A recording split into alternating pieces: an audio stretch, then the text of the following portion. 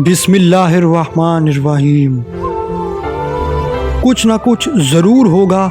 किसी के अंदर ज़िंदा रहने की ख्वाहिश में हम अपने अंदर ही मर जाते हैं।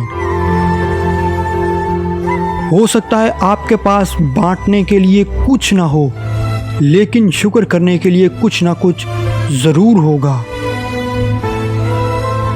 कुछ लोग हमारा दिल इतनी बुरी तरह दुखाते हैं कि फिर चाहे हम इनको माफ़ भी कर दें, कितनी भी अच्छे तरीके से बात कर लें, दिल से फिर कभी भी इनके लिए दुआ नहीं निकलती।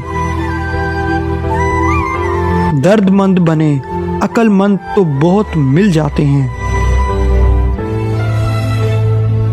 चेहरों की बदसूरती किसी को कोई नुकसान नहीं पहुंचाती। खतरनाक वो होते हैं जो अंदर से बदसूरत होते हैं। ताल्लुक मर्द या औरत से हरगिज नहीं होता वफा का ताल्लुक औकात से है, बसात से है।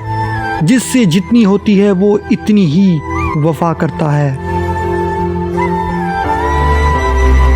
अक्सर रास्ते समझने तक सफ़र ही ख़त्म हो जाता है।